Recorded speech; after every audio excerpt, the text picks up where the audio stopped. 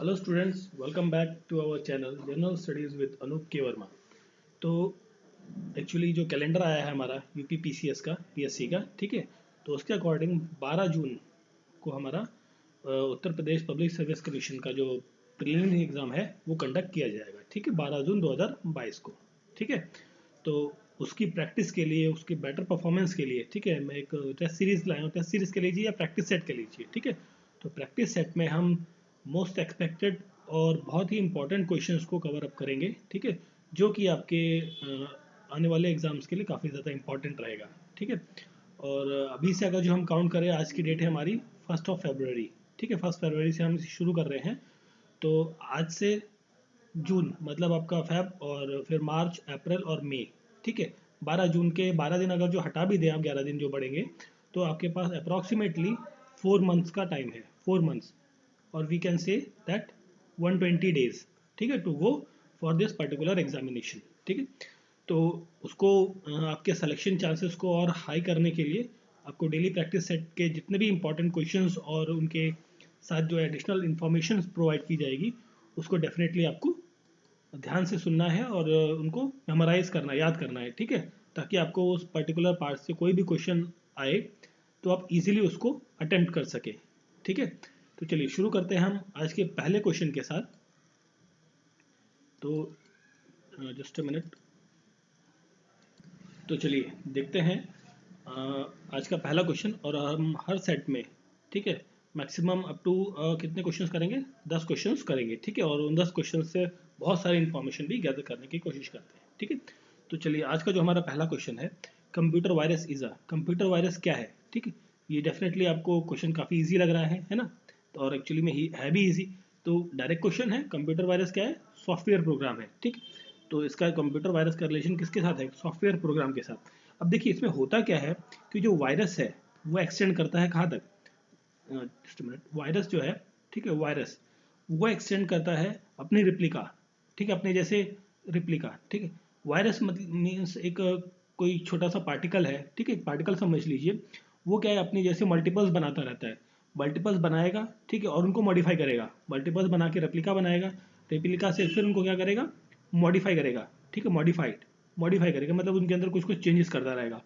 और फिर वो जो चेंजेस हैं, वो जो पर्टिकुलर एक था और ये मल्टीपल ऑफ ग्रुप्स बन गया। ग्रुप्स बनने के बाद ये क्या है, जो अदर प्रोग्राम्स हैं आपके, ठीक है, अदर प्रोग्राम्स है जो कहाँ पे, आपके अदर प्रोग्राम्स हैं जो आपके कंप्यूटर के अंदर, ठीक, उन पर जाकर क्या करता है? अटैक कर देता है। और अटैक करने के बाद जो कंप्यूटर का जो ओरिजिनल प्रोग्राम है उसको ओवरराइड कर देता है। किससे? अपने खुद के प्रोग्राम से, ठीक है। ओवरराइड कर देता है अपने खुद के प्रोग्राम से, ओवरराइड, खुद के प्रोग्राम से ओवरराइड कर देता है, ठीक है। तो इस तरीके की जो रिप्लिकाएं हैं वो अगर जो एक्सटेंड होती रहती हैं तो वो क्या होता है, जो पर्टिकुलर फील्ड ऑफ एरिया है, जिस पर्टिकुलर फाइल में या किस पर्टिकुलर प्रोग्राम के अंदर वो वायरस ज़्यादा है, लगातार कंटिन्यू मूव करता जा रहा है उस पर्टिकुलर फील्ड ऑफ एरिया में, ठीक है। तो उस एरिया को क्या कहते हैं? वो क्या हो गया? इन्फेक्टेड हो गया, सॉरी, इन्फेक्टेड हो गया। किससे? वायरस से। कौन से वायरस से? ये कोरोना वायरस नहीं है, ये आपका कंप्यूटर का वायरस है। तो इस तरीके से जो एक सिंगल पॉइंट ऑफ व्यू था, मतलब एक सिंगल वायरस का एक छोटा सा पार्ट था, वो इस तरीके से मल्टीपल होते होते वो पूरी फाइल को या पूरे प्रोग्राम को क्या कर दिया उसने? करप्ट कर दिया, पूरे प्रोग्राम को उसने खराब कर दिया, ठीक है। तो ये कहानी हो गई आपके पर्टिकुलर वायरस के बारे में। अब देखिए इसमें कुछ और चीज़ें भी दी हुई है, उनको भी हम थोड़ा सा समझ लेते हैं। तो देखिए सबसे पहले उसके बाद ये दिया हुआ IC7433। अब देखिए आईसी का मतलब क्या होता है? Integrated circuit. क्या होता है? इंटीग्रेटेड सर्किट, ठीक है, इंटीग्रेटेड सर्किट कहलाता है, ठीक। अब देखिए ये जो IC7433 है, ये क्या है? बेसिकली एक लॉजिकल गेट है, ठीक है। लॉजिकल गेट के बारे में हम बात कर रहे हैं।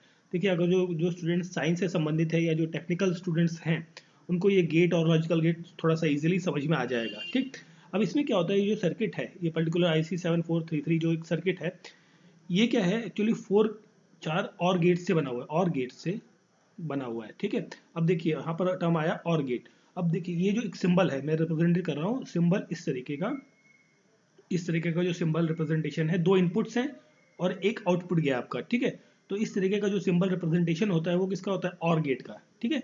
इसमें एक और आता है एंड गेट। इस तरीके से वन इनपुट सेकंड इनपुट, और यहाँ पे आउटपुट जाएगा। ये क्या हो गया आपका एंड गेट। एक्चुअली कई बार कुछ एग्जाम्स में ये सिंबल के रिप्रेजेंटेशन से भी कई बार क्वेश्चंस पूछते हैं, ठीक है, तो इसलिए मैं आपको बता रहा हूँ उसके बारे में।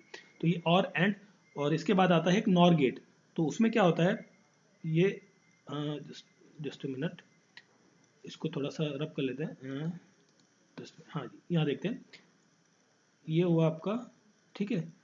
तो ये जो और गेट हो गया आपका, ठीक है। अब इसी में एक आगे जीरो ओ लगा के, जैसे ओ जैसे सिंबल जीरो लगा के, ये क्या बन जाता है आपका, ये बन जाता है NOR gate, NOR NOR gate, ठीक है। अब इसी में ये वाला जो पार्ट था आपका ऊपर वाला सिमिलर, इस तरीके का, दो inputs single output with this zero symbol, ठीक है, ओ सिंबल। तो ये क्या बन जाता है आपका नैंड गेट, नैंड गेट, ठीक है। ये नॉर हो गया इसके साथ में, और ये नैंड हो गया। अब इसमें एक और आता है सिंबल नॉट गेट का। तो उसमें क्या, एक ट्राइंगल आपका ये इस तरीके से, ये इनपुट और ये आउटपुट, ये क्या होता है आपका, ये होता है नॉट गेट कहलाता है, ठीक है। और एक सिंबल और इंपॉर्टेंट है, वो भी देख लीजिए, कई बार आता है एग्जाम में। तो ये इनपुट हो गए, ये इस तरीके का, और ये इस तरीके का रहता है, ये कहलाता है जोर गेट, ठीक है, XOR जोर गेट, ठीक। तो ये क्या, जो डिफरेंट टाइप से गेट्स है उनका सिंबॉलिक रिप्रेजेंटेशन है, ठीक है। तो ये होता है बेसिकली आपका लॉजिकल गेट्स के द्वारा बनाया गया है, और इसमें 4 और गेट्स को यूज किया जाता है। और गेट्स मतलब ये वाला जो और गेट है आपका, ठीक है। तो ये तो हो गया हमारा सेकंड पॉइंट। फिर जो थर्ड पॉइंट है आपका बैक्टीरियम। बैक्टीरियम क्या होता है कि ये large member of large groups होते हैं किसके, यूनिसेलुलर ऑर्गेनिजम्स के। यूनिसेलुलर ऑर्गेनिजम्स जो होते हैं उनका लार्ज नंबर ऑफ ग्रुप्स होते हैं, लार्ज नंबर ऑफ ग्रुप्स, ठीक है। कई सारे ग्रुप यूनिसेलुलर ऑर्गेनिजम्स होता है, ग्रुप बनता है, ठीक है, यूनिसेलुलर माइक्रो ऑर्गेनिजम्स के, ठीक है। और जो कि क्या बनाते हैं, किसके बने होते हैं, जिनके पास क्या होती है, सेल वॉल होती है, सेल वॉल होती है, ठीक है, सेल वॉल होती है, और ऑर्गेनाइज्ड न्यूक्लियस होता है। और क्या होता है, ऑर्गेनाइज्ड न्यूक्लियस देखने को मिलता है, ठीक है। मतलब बैक्टीरिया, मान लीजिए इस तरीके का कोई एक डायग्राम दिख रहा है आपको, तो इसके अंदर सेल वॉल आपको प्रेजेंट देखने को मिलेगी, इनके बाउंड्री पे। जो न्यूक्लियस होगा वो ऑर्गेनाइज होगा किसी पर्टिकुलर एरिया में, सेंटर में या किसी कॉर्नर पे जो है न्यूक्लियस, ठीक है। फिर हम बात करते हैं फंगाई की, फंगस। तो फंगस क्या होता है, ये भी क्या होता है, मेंबर होता है किसका, ये भी किसका होता है, मेंबर होता है। ये मेंबर होता है ग्रुप ऑफ यूकैरियोटिक ऑर्गेनिजम्स का, जो ग्रुप है एक, ठीक है, ग्रुप ऑफ यूकैरियोटिक ऑर्गेनिज्म, जो यूकैरियोटिक ऑर्गेनिजम्स हैं, उस ग्रुप का एक मेंबर होता है, वो कौन है, फंगस, ठीक है। अब जैसे फंगस में हम एग्जांपल की बात करें, जैसे आपका यीस्ट होता है, यीस्ट, यीस्ट हो गया, फिर आपका मोल्ड हो गया, ठीक है।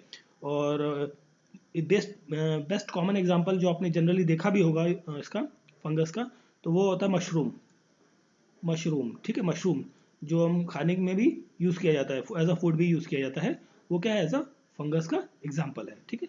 तो कंप्यूटर वायरस जो है वो क्या है, एक सॉफ्टवेयर प्रोग्राम के अंतर्गत आता है। देखिए इस क्वेश्चन से रिलेटेड, देखिए जितने भी पॉइंट्स थे उसके कई सारी चीज़ें मैंने आपके साथ डिस्कस करी। तो इस किसी भी पर्टिकुलर टॉपिक से अगर जो क्वेश्चन आता है तो आप बहुत आसानी से उसको कर सकते हैं, ठीक है। तो चलिए अब आगे बढ़ते हैं। चलिए फिर देखते हैं next question. In which of the following industries mica used as a raw material. किस इंडस्ट्री के अंदर माइका जो है, माइका, ठीक है, वो as a raw material use किया जाता है। देखिए माइका जो है बेसिकली ये क्या काम करता है, एज अ पेंट्स के अंदर, जो पेंट्स होती हैं आपकी, जो घरों में वॉल्स पे पेंट्स होती हैं, उसमें क्या है, पिगमेंट एजेंट का काम करता है, पिगमेंट एजेंट का काम करता है कौन, माइका, ठीक है। अब जो ये तो आपका कर दिया उसने पिगमेंट एजेंट, और साथ में ये क्या काम करता है, एज अ इंसुलेटर, इंसुलेटर का भी काम करता है कौन, माइका, ठीक है। अब देखिए बात कर रहे हैं इंसुलेटर की, तो इंसुलेटर का काम करेगा तो किस इंडस्ट्री में रहेगा, डेफिनेटली ये इलेक्ट्रिकल इंडस्ट्री में रहेगा, ठीक है। तो माइका जो है एज अ रॉ मटेरियल कहाँ यूज़ किया जाता है, इलेक्ट्रिकल इंडस्ट्री में, ठीक है। और इलेक्ट्रिकल इंडस्ट्री में ऐसा इसे आपका जो थर्मल इंसुलेशन की तरह काम किया, यूज़ किया जाता है, थर्मल इंसुलेशन की तरह इसे यूज़ किया जाता है, ठीक है। और जो इलेक्ट्रिकल अप्लाइंसेस होती हैं या इक्विपमेंट्स होते हैं उसमें as a electrical insulator, sorry electrical insulator, insulator की तरह यूज़ किया जाता है कहाँ पर, इलेक्ट्रिकल अप्लाइंसेस में, सॉरी इक्विपमेंट्स में, ठीक है, इलेक्ट्रिकल इक्विपमेंट्स के अंदर एज अ इलेक्ट्रिकल इंसुलेटर की तरह इसका इस्तेमाल किया जाता है, ठीक है। तो क्वेश्चन का करेक्ट आंसर तो क्या हो गया आपका, इलेक्ट्रिकल, ठीक है। अगर जो हम बाकी जो ऑप्शंस हैं उनके बारे में बात करें, तो ग्लास और पॉटरी जो है आपका, तो ग्लास पॉटरी के अंदर जो रॉ मटेरियल यूज़ किया जाता है वो क्या किया जाता है, सिलिका सैंड, सिलिका सैंड जो है वैसा रॉ मटेरियल यूज़ किया जाता है। आयरन एंड स्टील इंडस्ट्री के अंदर, ठीक है, इसका जो रॉ मटेरियल रहेगा वो कौन सा रहेगा आपका, आयरन ओर, आयरन ओर रहेगा आपका, कोल है, ठीक है, फिर आपका लाइमस्टोन है, लाइमस्टोन, ठीक है, लाइमस्टोन के साथ मैग्नेटाइट हो गया, फिर सिलिकॉन हो गया, ये सब आपका जो है आयरन स्टील इंडस्ट्रीज के अंदर इस्तेमाल करने वाली चीज़ें हैं, ठीक है। और टॉय इंडस्ट्री, टॉय तो देखिए अब अगर जो उसको क्ले की बनाया जाए तो क्ले का हो गया, प्लास्टिक हो गया, वुड हो गया, डिफरेंट मटेरियल्स के ही बन सकते हैं टॉय इंडस्ट्रीज, ठीक है।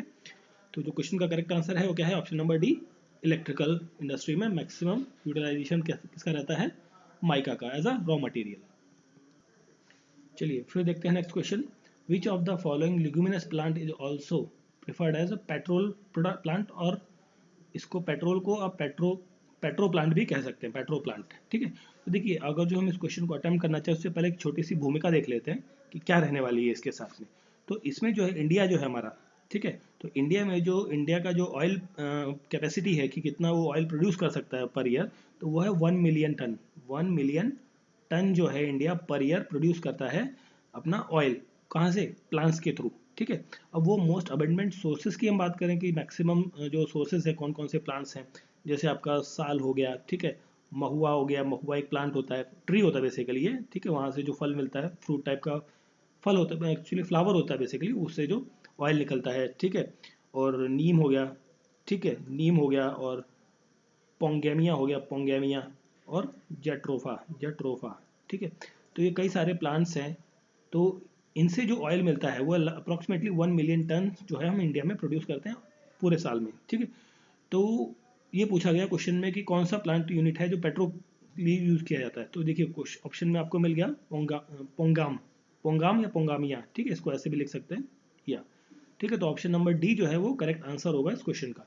अब देखिए काफ़ी रिसर्च करने के बाद, साइंटिफिक रिसर्च, एक्सटेंसिव रिसर्च की गई, जिसमें जो आपका पोंगामिया है, पोंगाम है, और जेट्रोफा, ये जो दो प्लांट्स हैं ये क्या है, एज अ बायोडीजल, ठीक है, यूज़ किया जा रहा है, ठीक है, ये बायोडीजल की तरह यूज़ किया जा रहा है, और जिसकी जो फ्यूचर में रिक्वायरमेंट है वो बहुत ज़्यादा है, ठीक है। जैसे हमारा जो कन्वेंशनल फ्यूल्स हैं, जो पेट्रोलियम प्रोडक्ट हैं, ठीक है, जो हमारा माइनिंग से निकलते हैं, ठीक है, तो वो क्या है, ख़त्म होते जा रहे हैं, तो फ्यूचर में बायोडीजल की बहुत ज़्यादा डिमांड होने वाली है। तो उसके लिए ये दो प्लांट्स पर काफ़ी ज़्यादा रिसर्च हुई और जिनसे बायोडीजल बनाया गया, ठीक है। बायोडीजल की बात आई तो जो जेट्रोफा है और ये दोनों प्लांट जो हैं ये बेसिकली मोस्टली झारखंड और छत्तीसगढ़ के जो रीजन है, इन दोनों जो आपका कह लीजिए हम मोटा मोटा एक तरीके से हम जो छोटा नागपुर का प्लेट्यू है, छोटा नागपुर प्लेट्यू, ठीक है, वहाँ पर इनकी प्लांट्स और इनका जो ग्रोथ है वो काफ़ी ज़्यादा देखने को मिला है, ठीक है, क्लियर। तो पी तो आप जानते ही हैं, जो आप सर्दियों में अक्सर आती है, मटर, ठीक है, पिजन पी आपका कब हो गया, कबूतर हो गया, ठीक है, ग्राम आपका चना हो गया, ठीक है। तो ये आपका प्लांट है, क्वेश्चन नंबर जो 2 था आपका, ये सेकंड क्वेश्चन, इसका आंसर जो है पोंगामा, ठीक है, पोंगाम मिया, ठीक है। चलिए फिर आगे देखते हैं नेक्स्ट क्वेश्चन। चलिए फिर देखते हैं, the micro organism which is associated with the production of BT cotton, कौन सा माइक्रो ऑर्गेनिज्म है जो बीटी कॉटन को प्रोडक्शन करने में या प्रोड्यूस करने में हेल्पफुल रहता है। तो देखिए बीटी कॉटन का मतलब, देखिए बीटी जो होता है ये क्या क्या कहलाता है, इसे बैसिलस थ्यूरिंजिनेसिस, ठीक है, ये होता है इसका फुल फॉर्म।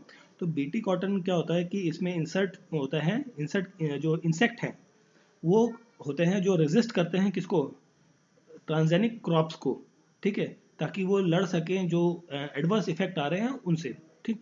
तो ये क्या होते हैं, बेसिकली बैक्टीरिया होते हैं, ठीक है, बैसिलस मीन्स बैक्टीरिया होते हैं बेसिकली, जो जिसमें कि आपका जो इसमें जो क्या होता है कि जो कॉटन है, कॉटन के जीनोम्स को एक्सप्रेस किया जाता है माइक्रोबियल प्रोटीन की तर्ज पर, ठीक है।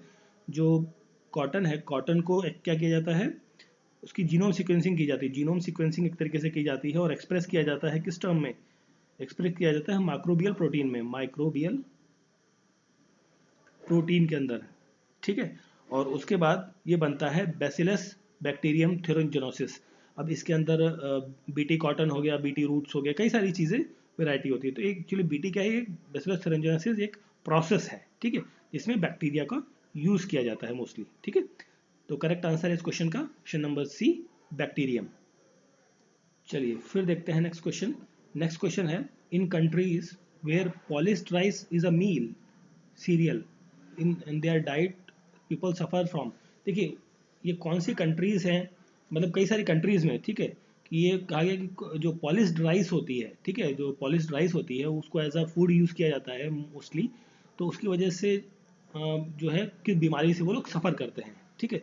तो क्वेश्चन में ये पूछा गया है, तो एक्चुअली ये बीमारी होती है बेरी बेरी, ठीक है, जो किसकी वजह से होती है, विटामिन B1 की वजह से, ठीक है, विटामिन B1, ठीक है, जो कि हेल्थ प्रॉब्लम है देखने को मिलती है कहाँ पर, मोस्टली जो है आपका ईस्ट एशियन कंट्री है, ईस्ट एशियन कंट्रीज, ठीक है, ईस्ट एशियन में मतलब आपका जो आप ये ले लीजिए जो आपका म्यांमार हो गया, ठीक है, आपका बैंकॉक, थाईलैंड, इंडोनेशिया, ये सब जो कंट्रीज हैं आपके कॉन्टिनेंट्स हैं, वहाँ पर आपको मोस्टली देखने को, वियतनाम, ये सब जगह कुछ जगहों पे आपको देखने को मिलती है इस तरीके की बीमारी बेरी बेरी, ठीक है, और किसकी वजह से होती है, विटामिन B1 की डेफिशिएंसी की वजह से। अब इसमें बात की गई है कि ये पॉलिश्ड राइस के बारे में बात कर रहा है, ठीक है, तो जो पॉलिश्ड राइस है इसका एक टर्म यूज़ किया जाता है इसमें, थायमीन। थायमीन जो है मेनली प्रेजेंट होता है किसमें, पॉलिश्ड राइस के अंदर, और जो कि यूज़ किया जा रहा है फूड एज अ फूड, ठीक है, मेन सीरियल है, मतलब मुख्य तौर पे खाई जाने वाली वस्तु है आपका पॉलिश्ड राइस, जिसकी वजह से आपको जो है बेरी बेरी नाम की बीमारी देखने को मिलती है इन एरियाज में, ठीक है। अभी यहाँ पर एक नाम लिखा हुआ है पेलिग्रा, तो पेलिग्रा जो है वो बेसिकली क्या, ये है एक गैस्ट्रोजेनिटिकल गैस्ट्रोजेनिटल डिजीज है आपकी, ठीक है, क्या है ये, गैस्ट्रोजेनिटल डिजीज है आपकी, कौन सी, फेलेग्रा, ठीक है। फिर हम बात करें स्कर्वी की, स्कर्वी क्या होता है, विटामिन सी की वजह से होता है, विटामिन सी की वजह से स्कर्वी, मतलब जैसे दांतों में मसूड़े से फूल जाते हैं, ब्लीडिंग्स होने लगती है, ठीक है, तो ये किसकी वजह से होता है, स्कर्वी, और किसकी कमी से, विटामिन सी की कमी से, ठीक है। और जो ऑस्टियोमैलेशिया है, ये बीमारी जो है विटामिन डी की वजह से, सारी जो बीमारियां हैं मोस्टली क्या है, विटामिन की वजह की कमी की वजह से देखने को मिलती है, विटामिन डी की वजह से ऑस्टियोमैलेशिया आपको बीमारी हो सकती है। और इसमें क्या होता है, जो बोन्स हैं आपकी, बोन्स, हड्डियाँ, वो क्या हो जाती हैं, सॉफ्ट हो जाती है, मुलायम हो जाती, नरम हो जाती हैं, ठीक है, तो उनके जो कई बार जनरली उनके ब्रेक डाउन होने के चांसेस बढ़ जाते हैं, ठीक है, सॉफ्टनिंग ऑफ बोन्स होता है ऑस्टियोमैलेशिया के अंदर, ठीक है। जो जो क्वेश्चन था आपका उसका करेक्ट आंसर है बेरी बेरी, ठीक है। चलिए फिर देखते हैं next question, hydrogen bomb is based on the principle of, hydrogen bomb जो है वो किस प्रिंसिपल पे, सिद्धांत पर बेस्ड है, ये पूछा गया है, तो वो होता है आपका वो होता है actually uncontrolled fusion reaction, sorry यहाँ पर अनकंट्रोल्ड होना चाहिए था, अन, ठीक है, ये लिख लीजिएगा अपने क्वेश्चन में, अनकंट्रोल्ड फ्यूजन रिएक्शन की वजह से होता है आपका हाइड्रोजन बॉम्ब, जो है जिस प्रिंसिपल पर काम करता है। इसमें क्या होता है कि जो लाइटर एटम्स होते हैं, लाइटर एटम्स जो होते हैं, lighter atoms, small small atoms क्या होते हैं, वो कंबाइन करते हैं एक दूसरे के साथ और फॉर्म क्या करते हैं, हैवी एलिमेंट बना लेते हैं, ठीक है। और यहाँ पर दिखा हुआ है controlled fusion reaction, controlled fusion reaction में क्या होता है कि इस रिएक्शन में जो एक मैग्नेटिक फील्ड को यूज़ किया जाता है, मैग्नेटिक फील्ड को यूज़ किया जाता है टू कन्फाइन हाई टेम्परेचर, ठीक है, जो हाई टेम्परेचर होगा उसको क्या करने के लिए, कन्फाइन करने के लिए, कंट्रोल करने के लिए, और जिसमें ड्यूटेरियम और ट्रीटियम को यूज़ किया जाता है, ड्यूटेरियम और ट्रीटियम को यूज़ किया जाता है कंट्रोल फ्यूजन रिएक्शन के अंदर। बट जो हाइड्रोजन बॉम्ब का क्वेश्चन था किस प्रिंसिपल पर बेस्ड है, वो है अनकंट्रोल्ड फ्यूजन रिएक्शन पर बेस्ड है, ठीक है। Option number B is the correct answer of this question. चलिए फिर हम देखते हैं next question, endoscopy used by doctors for examining the inside the patient stomach store work is the principle of, ये किस सिद्धांत पर एंडोस्कोपी जो है वो काम करता है, वो काम करता है आपका टोटल इंटरनल रिफ्लेक्शन पर, टोटल इंटरनल रिफ्लेक्शन, ठीक है, इसका जो प्रिंसिपल है वो एंडोस्कोपी जो है, इंडोस्कोप या इंडोस्कोपी, इसको आप वाई भी कर लीजिए, इंडोस्कोपी, ठीक है। इंडोस्कोपी में क्या है, आपकी बॉडी के अंदर जो स्टमक है, स्टमक के अंदर जो जो पार्ट्स हैं, मतलब क्या प्रॉब्लम है क्या नहीं है, उन सब चीज़ों को देखने के लिए आप यूज़ किया जाता है इंडोस्कोपी का जो मेथड है, ठीक है। और इसके अंदर क्या यूज़ किया जाते हैं, ऑप्टिकल फाइबर्स, ऑप्टिकल फाइबर्स, ठीक है, ऑप्टिकल फाइबर्स, देखिए इस तरीके का एक फाइबर हो गया, मतलब केबल हो गई, उसके अंदर जो रेज निकलेंगी, मूव करेंगी, वो इस तरीके से जिगजैग जिगजैग आपस में इंटरेक्शन लेती हैं, तो क्या होता है जितना भी पार्ट है बाहर का जो आपका फाइबर है आसपास का, वो सारा क्या है, विजिबिलिटी आ जाती है बाहर मॉनिटर और स्क्रीन के ऊपर, ठीक है। इस तरीके का जो मूवमेंट है वो आपका क्या लाता है, total internal reflection of light, ठीक है, इसमें लाइट भेजी जाती है एक तरीके से, ठीक है। अब इसमें जो होता है one of the two main cables, जो इसमें दो केबल्स जाती हैं, तो उसमें से जो दो केबल गई उसमें से एक केबल का जो मेन काम होता है वो क्या करती है, लाइट को कैरी करती है किसको, लाइट को, ठीक है, लाइट को कैरी करती है फ्रॉम लैम्प, जो बाहर आपका सोर्स है लाइट का, वहाँ से internal part of the body, जो आपका स्टमक के अंदर, ठीक है, और बाकी जो सिग्नल रिसीव करके वापस लाने का काम करती है, ठीक है। चलिए, ये तो हो गया टोटल इंटरनल रिफ्लेक्शन। अगर जो हम बाकी जो पॉइंट्स दिए हुए उनकी बात करें, तो रिफ्लेक्शन ऑफ लाइट मतलब मान लीजिए ये कोई सरफेस है, ये एक लाइट बीम आई, इस तरीके से पड़ी, यहाँ पर ये पेंटेड है यहाँ पर, ठीक है, ये ग्लास है बेसिकली, तो जो लाइट पड़ी यहाँ पर वो रिफ्लेक्ट होकर इस डायरेक्शन में चली गई, तो इसने कुछ एंगल यहाँ पे बनाया, कुछ एंगल यहाँ पे बनाया, एक सम एंगल यहाँ पर बना दोनों के बीच में, ठीक है। तो इस तरीके का जो फेनोमेना होगा या लाइट का मूवमेंट होगा वो क्या कहलाता है आपका, रिफ्लेक्शन ऑफ लाइट, ठीक है। फिर हम बात करें डिस्पर्शन ऑफ लाइट की, तो डिस्पर्शन में क्या होता है, एक प्रिज्म होता है, हमने छोटी क्लासेस में जो 9th-10th के स्टैंडर्ड की क्लासेस होती हैं वो हमने देखा होगा स्कूल वगैरह में, डेफिनेटली देखा होगा आप सभी ने, कि कोई लाइट ऑफ रे इधर आई, ठीक है, इस डायरेक्शन में यहाँ पर पड़ी, फिर यहाँ से वो क्या होगा, इस तरीके से स्कैटर्ड हो जाती है, फैल जाती है, एक तरीके का ये रेनबो स्ट्रक्चर बना देती है, डिफरेंट डिफरेंट कलर्स आपको विजिबल देखने को मिलते हैं, ठीक है, ये प्रिज्म के अंदर आपको देखने को मिलता है। फिर हम बात करें रिफ्रैक्शन ऑफ लाइट की, तो ये मान लीजिए एक सरफेस है, ठीक है, ये आपका एयर है, दो मीडियम है यहाँ पर, एयर है और यहाँ एक वाटर है, ठीक, तो जो रे आपकी यहाँ से आ रही है एयर से, ठीक, तो उसको क्या सीधा सीधा जाना चाहिए था, बट वो सीधा सीधा नहीं जाती, वो क्या करती है, बेंड हो जाती है इस डायरेक्शन में, तो ये सम एंगल में बेंड होती है, उस फेनोमेना को क्या कहते हैं, रिफ्रैक्शन ऑफ लाइट। तो आपको आई होप सो सारी चीज़ें क्लियर हो गई होंगी, रिफ्रैक्शन ऑफ लाइट क्या होता है, डिस्पर्सन क्या होता है, और रिफ्रैक्शन क्या होता है, ठीक है, टोटल इंटरनल रिफ्लेक्शन क्या होता है, सारे जो कॉन्सेप्ट्स हैं वो आपको समझ में आ गए होंगे कि क्या क्या रहते हैं, ठीक है। चलिए फिर हम आगे देखते हैं, चलिए फिर देखते हैं नेक्स्ट क्वेश्चन। नेक्स्ट क्वेश्चन है हमारा, कंसीडर द फॉलोइंग स्टेटमेंट, दो स्टेटमेंट दी हुई है, एक असर्शन दिया हुआ है, दूसरा एक रीजन दिया है इसी का, कि if ice collect on the freezer the cooling in the refrigerator is affected adversely. Definitely देखिए, जो आपने जनरली घरों पे देखा होगा, फ्रिज मोस्टली सभी के घर पर होगा, तो जो फ्रिज है, तो जो आपका ऊपर का जो आपका एक फ्रिज है, ठीक है, ऊपर एक फ्रीजर का जो पार्ट होता है, इसमें अगर जो बर्फ़ जम जाती है, ठीक है, जमी रहती है, वो नॉर्मल नहीं रहता, बर्फ़ पूरे में भरी रहती है, ठीक है, तो उससे क्या होता है कि जो कूलिंग इफेक्ट है नीचे की तरफ, जो नीचे का कंपार्टमेंट है, वहाँ क्या है, कम कूलिंग होती है। जब ये क्लीन रहता है, बर्फ़ नहीं जमी होती है पूरे सेक्शन में, वॉल्स पर इसकी, तो क्या है, कूलिंग इफेक्ट तो प्रॉपर रहता है। अगर जो यहाँ पर जमी जा जाती है बर्फ़, तो क्या है, इसका कूलिंग इफेक्ट जो है वो रिड्यूस हो जाता है, कम हो जाता है। एडवर्सली इफेक्ट मतलब उल्टा इफेक्ट होता है, ऐसा नहीं कि बर्फ़ है तो आसपास में वो क्या है, ठंडी पड़ेगी, नहीं, ऐसा नहीं होता, यहाँ पे उल्टा होता है ना। जैसे आप रूम में क्या है, आप अपने आसपास में बर्फ़ की बड़ी एक सिली रख लीजिए, तो क्या आपको वो ठंडक फील होगी, बट यहाँ पर ऐसा नहीं है। यहाँ पर उल्टा होता है कि अगर जो बर्फ़ जमी हुई है तो उससे ठंड नहीं होगी, बट टेम्परेचर थोड़ा सा हाई हो जाता है यहाँ पर, मतलब जो नॉर्मल कूलिंग होनी चाहिए, ठंडी होनी चाहिए, वो नहीं रहती है, ठीक है। तो सेशन तो सही है आपका। अब ऐसा क्यों होता है, क्योंकि आइस जो है वो एक पुअर कंडक्टर ऑफ क्या रहता है, पुअर कंडक्टर ऑफ हीट रहता है, ठीक है, आइस जो है पुअर कंडक्टर है, ठीक। तो रीजन भी बिल्कुल सही है, तो आंसर क्या होगा इस क्वेश्चन का, correct option number A, both A and R true and R correct explanation of A, ठीक है। देखिए, जो इस तरीके के क्वेश्चन होते हैं, इसके लिए आपको प्रॉपर कॉन्सेप्ट जो है वो आपको क्लियर होना चाहिए, तभी आप इस तरीके के क्वेश्चन को करने में बिल्कुल आपका गलत नहीं होगा। अदरवाइज क्या, इसमें गलत होने के चांसेस काफ़ी ज़्यादा बढ़ जाते हैं, इस तरीके के जो असेशन और रीजनिंग के क्वेश्चन होते हैं, ठीक है। तो चलिए आगे बढ़ते हैं हम फिर। चलिए फिर देखते हैं next question, which one of the following statement is not true, not true आ रहा है, ठीक है, ध्यान रखिएगा इस चीज़ को। For the person suffering from hypermetropia, ठीक है। अब देखिए, हाइपर तो एक कंडीशन होगी पर्टिकुलरली, बट कैसा हम बात कर रहे हैं, माइट्रोपिया की। माइट्रोपिया एक डिजीज होती है, एक्चुअली आंखों की बीमारी होती है, ठीक है। इसमें क्या होता है कि जो जैसे आपका आई है, ये आई बॉल है, रेटिना है, ठीक है, ये आपकी आंख है इस तरीके से, तो जो दूर की ऑब्जेक्ट है, ये ऑब्जेक्ट है, इसकी जो इमेज बननी चाहिए वो रेटिना पे बननी चाहिए, है ना, तो रेटिना पे ना बनकर वो उससे पहले ही बन जाती है, ठीक है। तो इस कंडीशन को क्या कहते हैं, मायोपिया। और ये ज़्यादा हो मतलब दूर की चीज़ें बहुत धुंधली दिखती हैं, जैसे कहते हैं ना, बहुत ब्लर दिख रही हैं, तो वो क्या है, इमेज जो है वो काफ़ी दूर बन जा रही है। तो उस कंडीशन को करेक्ट करने के लिए क्या किया जाता है, कॉन्केव लेंस को यूज़ किया जाता है, ठीक है। तो क्वेश्चन का करेक्ट आंसर क्या है, कॉन्केव लेंस। तो कॉन्केव लेंस यूज़ करते हैं, तो जो ये बाहर इमेज बन रही है यहाँ पर, तो वो कॉन्केव लेंस जो है, कॉन्केव लेंस आपने यहाँ यूज़ किया, तो वो जो इमेज यहाँ बन रही थी वो अब आके आपकी कहाँ पहुँच जाएगी, रेटिना पर बनेगी। तो रेटिना पर बनेगी तो वो चीज़ जो आपको ब्लर दिख रही थी, नहीं दिख रही थी, धुंधली दिख रही थी, वो क्या है, आपको क्लियर विजिबल होगी, ठीक है। तो हाइपर मेट्रोपिया या हाइपर मेट्रोपिया एक ऐसी कंडीशन जहाँ पर जो रेटिना पर इमेज बननी चाहिए वो रेटिना पर ना बनकर उससे पहले ही बन जा रही है। ठीक है, आई होप सो आपको ये चीज़ समझ में आ गई होगी कि क्या चीज़ है कॉनकेव लेंस के अंदर। क्लियर? चलिए फिर हम आगे बढ़ते हैं नेक्स्ट क्वेश्चन की तरफ। नॉट ट्रू की बात कर रहा था, just a minute. Not sorry sorry, मैंने थोड़ा गलत बोलिया। एक्चुअली कॉनकेव नहीं, कॉन्वेक्स यूज़ किया जाता है।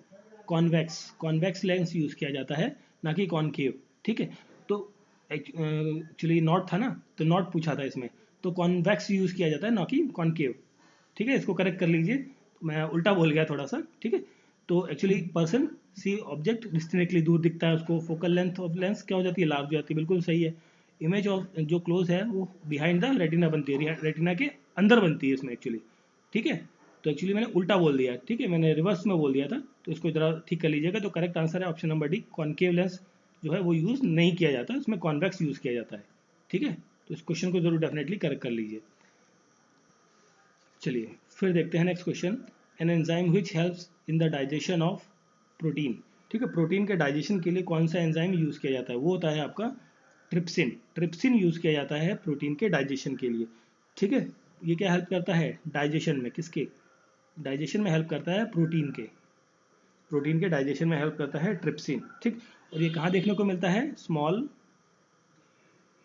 इंटेस्टाइन के अंदर।